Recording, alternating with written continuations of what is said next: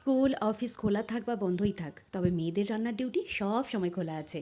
তো hello everyone, আমি সৃজনী। আপনারা সবাই কেমন আছেন? আমি বেশ মোটামুটি ভালোই আছি। সকালের ব্রেকফাস্ট কমপ্লিট মানে সকালের একটা ঝামেলা থেকে মুক্ত।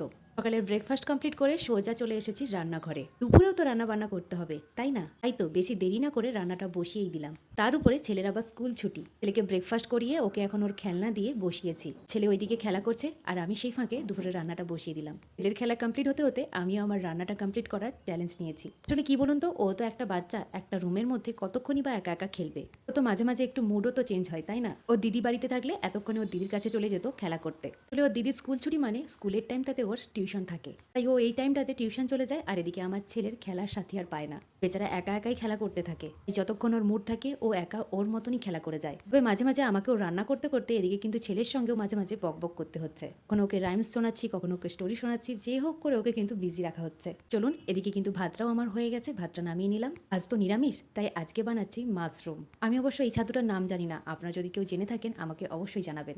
নিরামিষ বলে এই ছাতু আর আলু দিয়ে একটু সবজি বানাচ্ছি। সবজিটা একটু কষা কষাই বানিয়েছি, জানেন তো দারুণ সুন্দর খেতে হয়েছে। দেখতেও যতটা লোভনীয় লাগছে না, খেতেও ততটাই সুন্দর হয়েছে।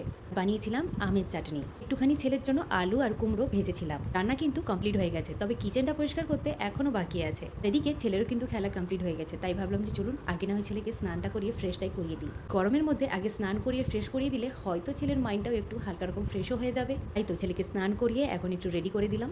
তারপরে গিয়ে কিচেনটাও আবার পরিষ্কার করতে হবে। দাঁড়ান, তার আগে একটু মা আর ছেলে মিলে একটু দুষ্টুমিও করে নিই। জানেন তো, যখন মা আর ছেলে একা একটা রুমের মধ্যে থাকি না, তখন তো সারাদিন এমনই আমাদের হতে থাকে। আর সত্যি কথা বলতে ছেলের সঙ্গে এমন করতে না আমার ভীষণ ভালো লাগে। ছোট্ট ছোট্ট হাত দিয়ে আমাকে যে ধরে না, আমাকে খুব ভালো লাগে। বলুন, এদিকে আবার কিন্তু আমি সুন্দরভাবে কিচেনটাকে গুছিয়ে নিয়েছি। ওইদিকে আমার দুষ্টুটাকে দেখুন, এখনই ওকে ফ্রেশ করিয়ে দিলাম না, আর পরে যে ও কি করবে স্নান করে ভেবেই পাচ্ছিল না। বলছে মাম্মি আমি একটা চকলেট খাই, সেটাইও না দাঁড়িয়ে দাঁড়িয়ে খাচ্ছিল।